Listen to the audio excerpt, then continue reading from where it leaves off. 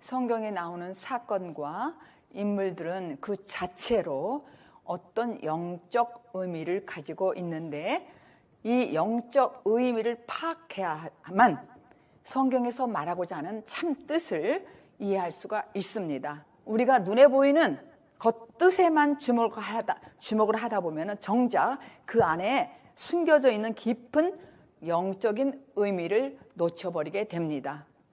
이 세상은 눈에 보이는 물질 세계와 눈에 보이지 않는, 그러나 존재하는 영적인 세계가 있습니다.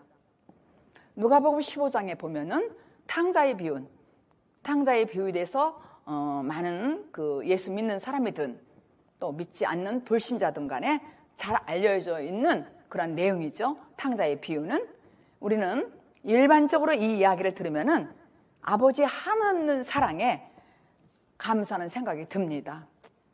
그러나 이 비유는 단순히 어떠한 허랑방탕한 그런 생활로 재산을 탕진하고 돌아온 두째 아들을 따뜻한 사랑으로 맞아주는 아버지를 묘사하고 있는 것이 아닙니다. 이 비유는 심오한 진리가 말해주고 있습니다. 그 돌이키는 둘째 아들의 모습을 통해서 하나님을 향한 참다운 회개가 무엇인지를 말해주는 것이죠. 그래서 성경의 모든 말씀과 비유가 모두 귀하고 소중한 것입니다. 그러나 이 탕자의 비유가 그 중에서도 가장 보배롭고 소중하다고 생각합니다. 한평생을 찾아 헤매도 찾지 못한 이 진리가 평범한 비유 안에 다 들어있기 때문에 그렇습니다. 우리는 둘째 아들을 비난합니다. 왜 비난하냐면은 아버지의 유산을 달라고 해가지고 집을 나갔어요. 나가서 허랑방탕하고 재산을 다 탕진하고 그렇게 살았기 때문에, 그래서 그를 탕자라고 비유합니다. 탕자라고 우리가 부르죠. 그래서 우리가 나쁜 표현할 때는 탕자라고 그러는 거예요.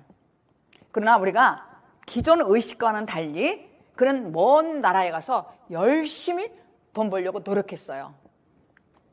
그러나 그 삶은 실패로 끝났다는 것이죠.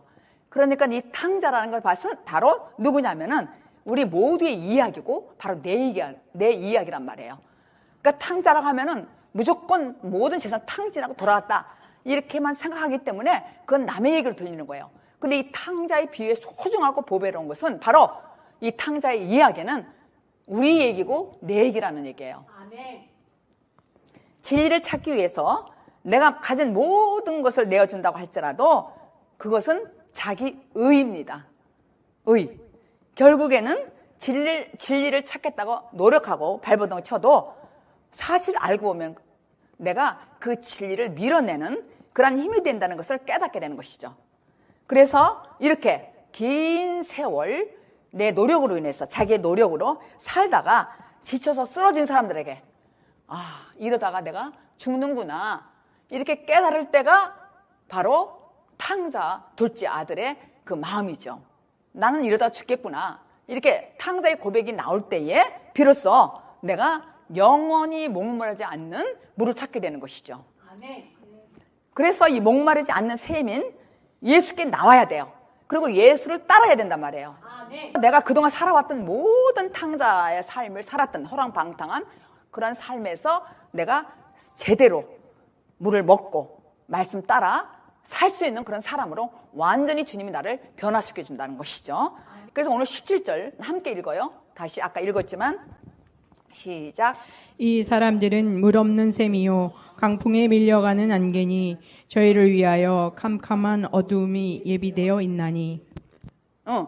이 사람들은 바로 누구냐면은 이 사람들이라는 것은 물 없는 거짓 선생이라는 거예요. 물 없는 거짓 선생. 그래서 바람에 밀려다니는 안개라는 거예요. 그들은 목마른 사람들의 해가를 채워줄 생명에 속한 것이 전혀 없다는 것이죠.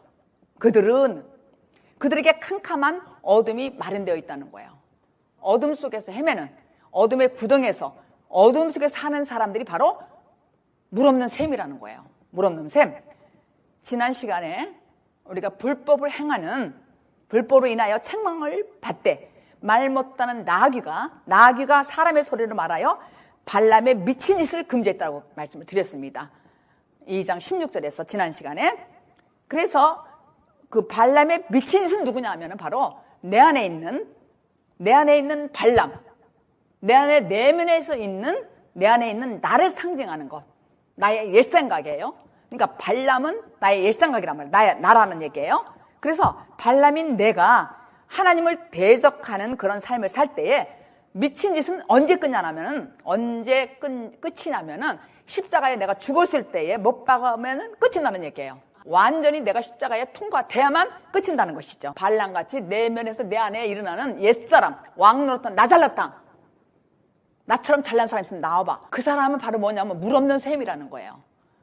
물 없는 샘은 발람 같고 미친 짓을 하는 거예요.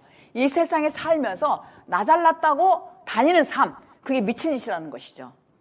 그래서 이 말씀으로 내가 눈을 뜨게 되면은 거기서 건져 나오는 것이죠. 그게 구원이라는 거예요. 내가 미친 짓에서 십자가 통과를 해서 내가 끝이면은 그때 나는 구원 받는다는 거예요. 물 없는 샘. 그래서 물 없는 샘이요 광풍에 밀려가는 안개라 그랬어요. 예를 든다면은 유다에서 갈릴리로 지금 가시다가 어느 날 가시다가 사마리아에 일부러 갔어요. 거기 수가성에 가서 사마리아 여인을 만나게 됐어요. 우물가에 물 떠나오는 여인을. 예수님이 물 한 잔 달라고 할 때 당신은 왜 나한테 물 달라고 그러냐? 당신은 유대인이고 나는 사마리아인인데 왜 나한테 물 달라고 그러냐? 그러니까 예수님이 네 남편 데려가라. 네가 현재 남편이 5명 있고 지금 사는 현재 그 남편, 6번째 그 남편도 네 남편이 아니다. 그러니까 팔딱 깜짝 놀라는 거예요. 이 여인이 왜 놀래냐면은 어떻게 나를 알아맞힐까? 그러면서 예수님께 당신 선지자가 맞습니다. 그러면서 딱 물어보는 거예요. 뭘 물어보냐면 저 유대인들은 이 산에서 예루살렘에서 예배드리고 우리는 이 산에서 예배드리는 것이 맞는데 어떤 것이 맞냐는 거예요. 그러니까 이 사마리아 여인은 예배에 딱 물어보는 거는 뭐예요? 그동안 말씀에서 하나님을 의지하고 살았다는 거예요. 그러니까 이 사람이 갈증이 나는 거예요. 그러니까 예배에 대해서 물어보는 거예요. 어디에서 예배드리는 것이 맞느냐 이거예요. 그러면 이걸 지금 우리에게 적용을 한다면은 장로교회에 가서 예배드리는 게 맞습니까? 순복음에 가서 예배드리는 것이 맞습니까? 아니면은 침례교회 가서 예배드리는 게 맞습니까? 이렇게 물어보는 거예요. 만족함이 없다는 거예요. 갈증이 났다는 거예요. 그러니까 뭐라 그러냐면은 예수님이 여기도 아니고 저기도 아니라는 거예요. 아버지께서 신령과 진정으로 예배할 때를 만날 거라는 거예요. 네가 그 때를 곧 이때라 그러는 거예요. 그러니까 이때가 언제예요? 물 있는 샘 예수님. 이때를 네가 만날 거라는 거예요. 그러니까 이것도 아니고 저것도 아니라는 거예요. 어느 교회를 나가도 너희들이 물 있는 샘을 만나야 된다는 것이죠. 예수 그리스도 이때라 그런 거예요. 예수님을 만날 이때가 물 있는 샘이라는 것이죠. 이때라 그러는 거예요. 그러니까 사마리아 여인이 율법 아래서 계속 신앙생활을 했어요. 계속 신앙생활을 했는데 세상의 힘을 상징하는 다섯 남편. 그러니까 대개 보면 이 사마리아 여인을 갖다가 사람들이 뭐라고 얘기를 하냐면은 난 남자야, 난 여자가 아니야. 아이고 여자가 너무너무 그냥 끼가 많아가지고 그렇게 그런 얘기가 아니라 전부가 여자라는 얘기예요. 우리 전부가 사마리아 여인, 물 없는 샘, 세상을 상징하는 힘이 남편이라는 얘기예요. 그 남편을 만나도 내가 만족함이 없다는 얘기예요. 만족함이 없다는 거예요. 그러니까 이것은 뭐냐면은 내가 만족함이 없고 그동안 내가 인생을 살아도 나는 허덕인다는 얘기예요. 늘 그게 뭐냐면 탕자의 체험을 말하는 거예요. 그래서 아까 제가 탕자의 체험을 얘기할 때 모든 비유는 소중하고 보배롭지만은 이 탕자 비유가 성경 전체에 참 회개하는 거예요. 그래서 이 탕자 비유가 너무 중요하다는 거예요. 너무 신실하고 신비한 능력이 있단 말이에요. 탕자 비유에서는 거기는 신실한 게. 그래서 정말 우리가 율법으로 신앙생활에서 지치고 지친 자가 물 없는 샘에서 갈증을 느꼈다는 얘기예요. 갈증을 느꼈다는 것이죠. 그러니까 베드로가 물 없는 샘으로 시작한 거예요. 오늘 말씀이 물 없는 샘 17절에 이 말씀은 누구를 대상으로 하냐면은 이 물 없는 샘은 첫 번째는 세상을 말하는 거예요. 그 사람들은 물 없는 샘이야. 세상에서 열심히 돈을 벌고 벌어도 만족함이 없다는 거예요. 세상을 말하는 거예요. 물 없는 샘은. 두 번째는 그동안 열심히 내가 믿었어. 어떻게 믿었어? 율법적으로. 내가 잘하려고. 그렇게 열심히 믿었어. 율법 아래서 긴 세월 그렇게 믿었다는 거예요. 그러니까 율법 다음에 복음이 오잖아요. 그러니까 율법 생활을 길게 해야 돼. 그런 다음에 나에게 복음이 오는 거예요. 복음이 오는 거예요. 그렇다면 도대체가 율법은 무엇이고 복음은 무엇일까? 율법과 복음은 나에게 나타나는 방식인데 율법은 뭐냐면은 내가 율법 아래 있는 건 어떻게 알아요? 어떻게 알 수 있느냐 하면은 하나님은 나에게 성경 문자나 어떤 말씀의 명령으로 나에게 오는 거예요. 그래서 그 명령을 받아서 내가 행하게 되는 그 관계될 때가 난 율법으로 사는 거예요. 복음은 뭐예요? 주님이 뭐라고 하지 않아도 신비, 고린도후서 3장에 나오는 말씀, 신비 그리스도의 편지. 이 편지가 나에게 꽂히면은 나는 복음이에요. 근데 이 복음은 어떻게 되는 거예요? 허락하지 말라기도 내가 그냥 스스로 하는 거예요. 아우 나 피곤해, 나 교회 가기 싫어. 이게 아니라 그냥 내 마음에서 그냥 나오는 거야. 교회 가야 된다. 내 안에 편지가 있다는 신비. 이게 복음이라는 거예요. 율법일 때는 내 열심히 발로 다녔어. 막 그러니까 지치고 힘들었단 말이야. 그러니까 무슨 사건이 생기고 막 그러면 아유 쉬고 싶어. 근데 이 복음은 늘 24시간 낮과 밤이 하나님과 함께 삶을 살기 때문에 나에게는 기쁨이 있다는 얘기예요. 그게 물 있는 셈이라는 거예요. 그런 삶을 갈증이 안 나. 말씀을 들어도 기뻐. 말씀을 들어도요. 그래서 이렇게 하나님께 순종하는 마음으로 주님을 따라 나서게 되면은 우리는 예수님에 의해서 이제는 율법에서 복음으로 연결되는 거예요. 근데 내가 율법에서 열심히 했던 사람이 가만히 보니까 복음에서도 열심히 하더라고요. 그러니까 물 없는 셈에서 내가 물 없어서 갈증을 느낀 거야. 사마리아 여인처럼, 탕자처럼 먼 나라에서 열심히 내가 돈 벌고 노력했단 말이에요. 그러니까 만족이 없다는 거야. 늘 만족이 없는 거예요. 그래서 율법에서 복음으로 넘어가면은 그때 나는 기쁨이 있는 거예요. 그러니까 돈 안 하고 말씀 안에서만 기쁨이 있는 거예요. 그래서 이 물을 먹는 자는 그리스도를 닮아가는 정도가 아니라 작은 그리스도로서 내가 새롭게 되어서 완전히 새 사람으로 창조하시는 거예요. 근데 보이지 않는 세상에 우리가 물이 있는지 없는지 모르기 때문에 그냥 다니는 거예요. 갈증 나면서 그냥. 그리고 돈 벌려고 바쁘고 막 힘들게 몸이 다 죽어가도 몰라. 몸이 자기가 피곤해서 다 죽어가도 모르고 돈을 번다는 얘기예요.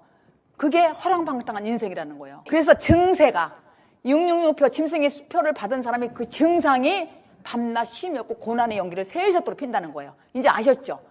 그럼 여러분들이 만약에 고난이 있다면 지금 받은 거예요. 666표. 딴 게 아니라 짐승의 표는 딴 게 있는 게 아니라 내가 불못에 살면은 불과 유황불에 또 밤낮 내가 쉼이 없어. 늘 고난스러워. 막 고난이 연기를 세일젓도록 피워. 세세라는 건 영원토록. 그럼 바로 그게 짐승의 표를 받는 것이죠. 근데 사람들이 전부 눈에 보이는 문자적으로만 계산하니까 이 말씀을 깊이를 모르는 거예요. 그래서 고난의 연기를 피는 거예요. 그러니까 딱 한마디로 666 짐승의 표는 물 없는 셈이구나. 이렇게 딱 한마디 이렇게 머릿속에 딱 입력하시면 굉장히 여러분들이 이 말씀의 이해가 쉬울 거예요. 아, 물 없는 셈은 짐승의 표 666이구나. 이거예요. 그래서 그 누군가 하고 딱 생각하면 두 사람 꼭 생각해야 돼. 잊어버리지 말고. 사마리아 여인, 돌아온 탕자, 먼 나라에 가서 돈을 많이 번다고 했는데 다 아주 그냥 실패했어. 그러고 돌아왔어요. 아버지께. 내가 죽는구나. 완전히 죽어서 왔단 말이에요. 이게 물 없는 셈이야. 물 먹는 사람은요, 모든 것이 지혜로워서요, 지혜롭게 살아요. 모든 것이. 물 없는 삶은 탕자다. 이렇게 생각하시면 되겠습니다. 늘 예수 믿는다고 하면서도 밤낮 쉼이 없어. 밤낮. 이거는 뭐야? 이게 666표를 받은 증상이구나. 특징이구나. 이렇게 깨달으면 되겠습니다. 그러니까 여러분들이 지금 이 말씀을 들으면서 나는 물 있는 셈에서 사나 아니면 물 없는 셈에서 내가 사나 이렇게 딱 크게 틀로 구분하면 되겠습니다. 그러니까 성경 말씀은 나도 모르는 내면에서 일어나는 우리들을 고발하는 말씀이라니까. 이 성경이 우리를 고발하는 거예요. 사실은. 네가 이런 사람이야. 너 이런 사람이야. 지금 성경 말씀이 고발하잖아요. 너 지금 여태까지 물 없는 셈에서 이 말씀을 먹었어. 고발하는 거예요.